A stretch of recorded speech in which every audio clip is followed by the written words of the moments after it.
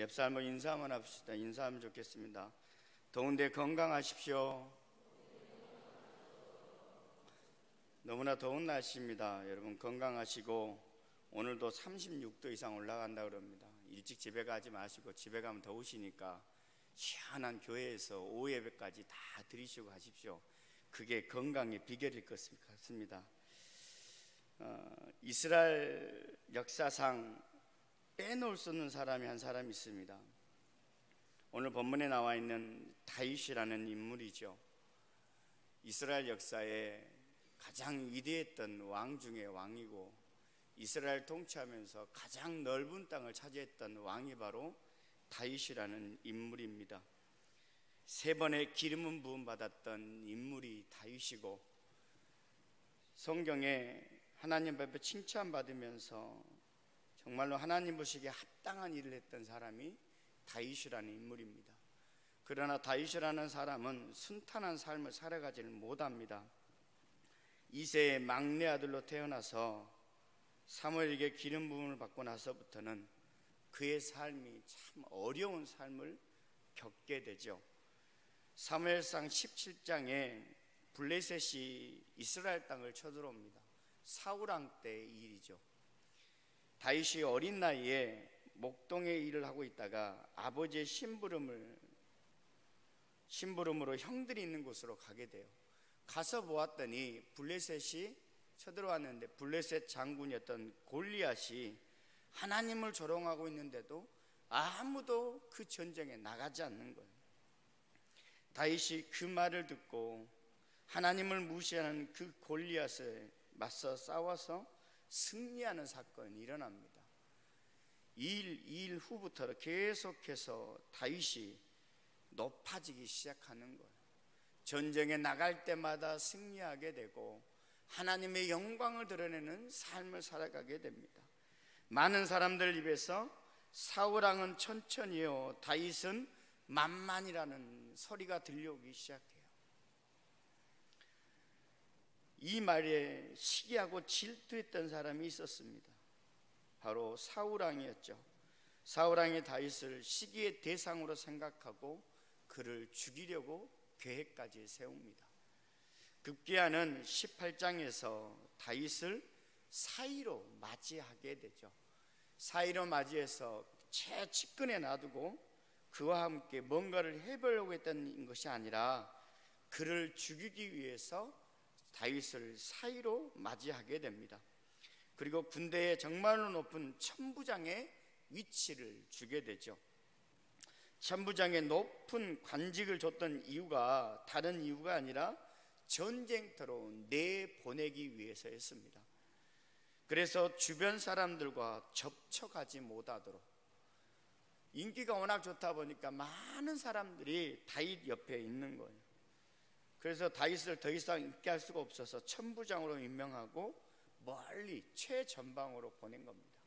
두 번째는 혹시 전쟁터에 나가서 죽으면 최고거든요. 그래서 죽기를 바라는 마음으로 최전방으로 선부장으로 임명해서 그렇게 보냈습니다. 그런데도 하나님께서 그를 보살피셔서 가는 곳곳마다 승리하게 하셨죠. 그리고 나서 오늘 본문 19장의 사건입니다. 아무리 죽이려고 계획을 잡아도 다윗이 죽지 않는 거예요. 이제는 내놓고 계획을 세웁니다. 19장에 가서 사울왕이 다윗을 죽이기 위해서 4번의 계략을 세우게 되는데, 이 4번의 계략도 다 모면하게 됩니다. 첫 번째 사건이 오늘 본문 1절부터 7절의 사건입니다. 이 사건에서 요나단의 중재로 인해서 그가 죽임을 모면하게 되죠. 두 번째 8절로 10절의 사건인데, 자신의 지혜와 재치로 그 사건을 모면하게 됩니다. 세 번째는 11절부터 17절의 사건인데, 사울왕의 딸인 아내인 미갈을 통해서 하나님께서 죽음을 모면하게 만드십니다. 그리고 마지막 네 번째는 18절부터 24절 내용인데, 이때는 사무엘 선지자와 함께 하나님의 영이 그 죽음을 모면하게 하나님께서 하셨던 거예요. 4번에 걸쳐서 사울 왕의 음모에서 벗어났는데, 하나님께서 다윗을 지켜주지 않았더라면, 보호해주지 않았더라면 다윗은 이미 죽었을 겁니다. 그러나 하나님께서 그를 늘 지켜주시고 보호해 주십니다. 돕는 손길을 통해서 말입니다. 그를 돕는 손길을 통해서 지키시고 보호해 주심을 보게 됩니다. 그 돕는 손길이 누구였습니까? 첫 번째는 절친 요나단이었습니다. 요나단을 통해서 하나님께서는 다윗을 보호하십니다. 18장의 사건이 다 숲으로 돌아가니까 사울 왕이 이제는 공개적으로 그를 죽이려고 합니다. 19장 1절 보십시오. 사울이 그의 아들 요나단과 그의 모든 신하들에게 이렇게 말했습니다. 다윗을 죽이라. 그 전에는 몰래 어떻게 해보려고 계획을 짜고 했는데 도저히 안 되는 거예요. 이제는 공개적으로 그를 죽이기를 명령합니다.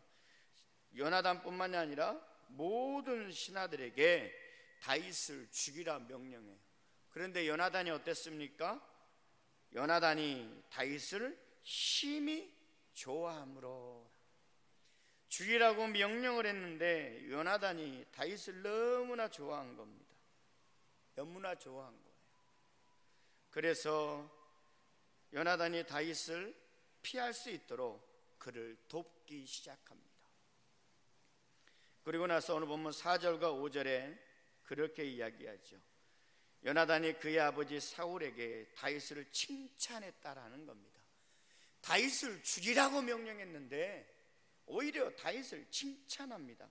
그러면서 그러죠. 신하 다윗에게 범죄하지 마십시오. 그가 죄를 지은 적이 없습니다. 오히려 심히 선할 일만 하지 않았습니까?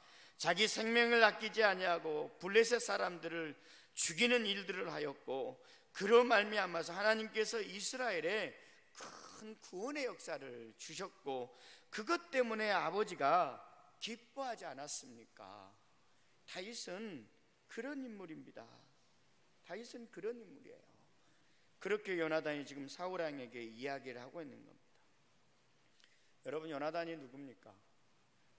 사울 왕의 아들이에요. 다음에 왕위를 물려받을 그런 왕자입니다. 아버지가 죽으면 다음에 왕이 될 사람이 요나단입니다. 그런데 그 요나단이 지금 다윗을 돕고 있는 겁니다. 다윗에게 아버지의 음모를 알리고 피할 수 있도록 도와주고, 다윗을 죽이려는 아버지에게 잘못한 거라고, 그렇게 그를 죽이는 것이 큰 범죄라고 말하고 있는 거예요. 여러분, 요나단이 왜 자신의 목숨을 내걸면서까지 아버지에게 그렇게 충고했을까요? 다른 이유가 아닙니다. 다윗의 진심을 알고 있었기 때문입니다. 다윗의 진심, 왕에게 충직하고 충성스러운 신하였다라는 것을, 하나님의 뜻을 살아가는 믿음의 용사였다라는 것을 요나단은 알고 있었기 때문에 아버지에게 분명하게 말할 수 있었습니다. 다윗을 죽이는 것은 범죄라고. 이처럼 요나단은 하나님께서 다윗에게 준 선물이었습니다. 돕는 손길의 선물. 이 선물을 통해 서로 위로하며 좋은 친구로 아름다운 우정을 남겼고, 나중에 요나단이 죽고 나서도 다윗은 통곡을 하고 요나단의 아들을 자신의 아들처럼 그렇게 양육하고 길러주는 모습을 보게 됩니다. 두 번째로 하나님께서 책임져 주는데 그에게 돕는 손길을 보냈던 게 누구냐면 사울 왕의 딸이었던 미갈이라는 인물입니다. 미갈을 통해서 하나님께서 다윗을 보호하시는데, 절친이었던 요나단에 의해서 사울 왕에게 그 죽음을 모면하게 하더니 이제는 미갈을 통해서 그를 보호하세요. 9절에 보면 악령에 사로잡혀서 사울 왕이 다윗에게 단창을 던지죠. 그 단창을 던지는 순간 다윗이 피하고 집으로 도망가 버립니다. 집으로 도망가는 것을 보고 사울 왕이 많은 군대를 집으로 보내서 집을 포위해요. 포위하고 있을 때에 사울 왕의 딸이었고 다윗의 아내였던 미갈이 다윗을 창문으로 내보냅니다. 그리고 나서 다윗 왕이 누워있는 것처럼 침실을 그렇게 꾸며요. 그리고 병사들에게 거짓말을 합니다. 다윗 왕이 지금 병들었다라고, 병들어서 누워있으니까 조금만 기다려달라고 오히려 시간을, 다윗이 도망갈 수 있도록 충분한 시간을 그가 끌어주게 되죠. 처음에는 다윗을 죽이기 위한 미끼로 미갈과 결혼을 시키지만 하나님께서 미갈의 마음을 바꾸셔서 다윗을 사랑하게 했고 돕는 손길로 돕게 하셨던 거예요. 누가 그랬다고요? 하나님께서 그를 돕는 손길로 그렇게 목숨을 건지는 아내이자 동역자로 만들어 주시는 겁니다. 세 번째로 책임져 주시는데 하나님의 영으로 그를 책임져 주십니다. 사무엘과 하나님의 영이 20절부터 보면 사울 왕의 군대가 3번이나 다윗을 쫓아오는 사건이 있습니다. 계속해서 군대를 보내요. 다윗을 죽이기 위해서. 그런데 사무엘을 보는 순간 하나님의 영들이 그에게 임하여서 그들이 오히려 다윗을 죽이는 사람이 아니라 애언하는 사람으로 바뀌어 버립니다. 군대의 군사들이 칼들을 다 내려놓고 애언하는 사람으로 바뀌어 버리는 거예요. 아무도 다윗을 죽이지를 못합니다. 급기야 4번째는 사울 왕이 군대를 이끌고 똑같이 쳐들어갑니다.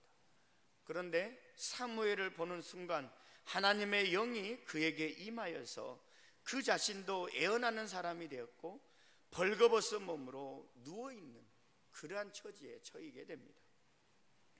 맹수처럼 잡아먹을 듯이 다윗을 삼키려고 쳐들어왔던 사울 왕과 군대가 다윗을 잡으려는 순간에 사무엘을 보게 되고 사무엘을 보자마자 하나님의 영이 임하여서 어린 양과 같은 온순한 애언자로 하나님께서 그렇게 만들어버리고 급기야는 옷을 다 벗고 하루 밤낮을 누워있는 그러한 사건이 일어납니다. 하나님께서 사울 왕의 그 어려움을 사무엘과 하나님의 영으로 그를 지켜주셨던 거예요. 사랑하는 성도 여러분, 돕는 손길을 보내시는 하나님의 그 사랑하심을 여러분 믿으시기를 바랍니다. 아무리 힘들고 어려워도 하나님을 의지하고 찾는 백성이 되시길 바랍니다. 그럴 때에 돕는 손길을 보내주시는 그분, 그 하나님께서 우리의 모든 것을 책임져 주실 줄 믿습니다. 다니엘을 보십시오. 그의 친구들을 보십시오. 아무리 힘들고 어려워도 하나님 앞에 늘 하나님만을 바라보며 살았더니 하나님께서 천사들을 보내어서 7배나 뜨거운 풀무불 속에서도 그들을 건져주셨고 사자의 입을 막으셨음을 보게 됩니다. 여러분, 엘리야가 수많은 사람들과 싸우고 있을 때에 하나님께서 천사들을 보내어서 그를 보호하심을 보게 됩니다. 여러분, 돕는 손길의 하나님, 그 하나님을 믿고 의지하시기를 바랍니다. 다윗은 그 하나님을 믿고 바라보며 살아갑니다. 다윗의 이 모습 때문에 하나님께서 그를 늘 사랑하셨고 그를 지켜주셨던 거예요. 어떠한 모습 때문이었냐면 신앙의 기본에 충실했기 때문에 그랬습니다. 신앙의 기본에 충실했기 때문에 다윗에게 늘 돕는 손길을 보내주셨고 다윗이 걸어가는 곳곳마다 하나님의 은혜를 경험하게 됩니다. 여러분, 신앙의 기본이 무엇입니까? 다윗은 늘 예배자의 삶을 살아갑니다. 예배자의 삶을 살았어요. 사무엘하 6장에 가면 이런 사건이 나옵니다. 사무엘하 6장에 하나님의 법궤가 이스라엘 땅에 떠나 있습니다. 그 법궤가 아직도 이스라엘 땅에 들어오지 못하는데 그 법궤가 있었던 곳이 어디냐면 오벳 에돔의 집에 법궤가 있어요. 그 법궤를 다윗이 모셔옵니다. 6장 사무엘하 6장 12절 하반절에 이렇게 기록되어 있습니다. 다윗이 가서 하나님의 궤를 기쁨으로 메고, 기쁨으로 메고, 하나님의 궤를 기뻐하는 마음으로 메고 하나님의 성전 다윗성으로 그것을 가져오게 됩니다. 그러면서 이렇게 이야기하면 13절입니다. 여호와의 궤를 맨 사람들이 6걸음을 갈매 다윗이 서와 살찐 송아지로 제사를 드리고, 여호와의 궤를 매는 사람들이 6걸음 갈 때마다 하나님 앞에 살찐 송아지와 제사를 드렸다라는 겁니다. 제사가 뭐예요? 하나님 앞에 예배했다라는 소리입니다. 17절에 또 이렇게 기록합니다. 다윗이 번제와 화목제물을 여호와 앞에 드렸다. 늘 그는 하나님 앞에 번제하고 화목제물을 드리면서 예배자의 삶을 살아갑니다. 18절에 다윗이 번제와 화목제물을 드리고 만백성을 축복하고 함께 떡을 나누며 하나님을 찬양했다라는 거예요. 여러분, 이게 다윗의 삶이었습니다. 그는 언제나 예배자의 삶을 살아갑니다. 어느 곳에서든지 예배하는 것을 그는 등한시하지 않았습니다. 사무엘하 12장에 가면 이런 사건이 하나가 나옵니다. 다윗 왕의 아들이 죽는 사건이 나와요. 수많은 사람들이 다윗 왕의 아들을 죽었다는 소리를 못해요. 왜냐하면 다윗이 아들이 병들었을 때에 금식하며 밤새도록 땅에 엎드려서 기도합니다. 12장 16절 하반절에 보면 밤새도록 땅에 엎드렸다라, 금식하고 밤새도록 엎드려서 하나님 앞에 기도해요. 사랑하는 아들을 살려달라고 하나님 앞에 울부짖으며 기도합니다. 이 모습을 보고 아들이 죽어버렸는데 신하들이 말을 못합니다. 근데 신하들의 뭔가가 좀 낌새가 이상해요. 뭔가 모르게 낌새가 이상해서 물어봅니다. 그랬더니 아들이 죽었다라는 소리를 해요. 그때 다윗의 행동입니다. 20장이죠. 사무엘하 12장 20절에 이렇게 써 있습니다. 20절에 다윗이 땅에서 일어나 몸을 씻고 기름을 바르고 의복을 갈아입고 여호와의 전에 들어가서 경배하고 왕궁으로 돌아와 명령하여 음식을 그 앞에 차리게 하고 먹은지라. 왕의 아들이 죽었다는 소리에 아들이 죽기 전에는 금식하며 눈물로 기도하더니 그 소리를 듣자마자 오히려 통곡했던 것이 아니라 몸을 씻고 기름을 바르고 의복을 갈아입고 여호와의 전에 들어가서 경배했다라는 겁니다. 하나님 앞에 늘 했던 그 모습을 그는 그렇게 하고 있는 거예요. 신하들이 물어봅니다. 그렇게 슬퍼하더니 죽었다는 소리에 왜 그랬냐고. 그렇게 이야기하죠. 살리시는 분도 하나님이시고 데려가는 분도 하나님이신데 이제 데려갔는데 내가 무엇하리. 하나님 앞에 예배드린 것밖에 없다라는 거예요. 사랑하는 성도 여러분, 하나님께서 다윗을 책임져 주시고 지켜주셨던 이유는 신앙의 기본이었던 예배자의 삶을 살았기 때문에 그를 지켜주셨던 겁니다. 두 번째는 늘 주님을 찾았기 때문에 그랬습니다. 늘 주님을 찾아요. 무슨 일을 있을 때마다 그는 주님을 찾습니다. 한 사건을 이야기하겠습니다. 역대상 14장에 가면 블레셋이 쳐들어옵니다. 블레셋이 다윗이 왕이 됐다는 소리에 쳐들어왔을 때에 14장 10절에 이렇게 기록합니다. 다윗이 하나님께 물어 이르되, 뭘 기도했다는 소리입니다. 하나님 앞에 물어봤다라는 소리예요. 하나님, 전쟁을 할까요 말까요? 전쟁을 하는데 어떻게 할까요? 라고 물어봤다라는 소리예요. 그리고 하나님께서 그에게 지혜를 주시죠. 방법을 가르쳐 주십니다. 물으면 반드시 응답하시는 하나님이세요. 그가 물으니까 하나님께서 그에 맞는 합당한 응답을 주십니다. 그리고 그들을 물리쳤는데 또다시 13절에 쳐들어와요. 14절에 또 묻습니다. 다윗이 또 하나님께 묻자온대. 하나님 앞에 또 물어봐요. 하나님 어떻게 할까요? 여러분, 다윗의 삶은 이랬습니다. 언제나 하나님 앞에 예배자의 삶을 살았고, 언제나 그는 내맡기고 묻는 삶을 살았습니다. 그리고 하나님께 물었으면 하나님께서 말씀하시는 대로 그렇게 순종했기에 하나님께서 그의 삶을 책임져 주셨습니다.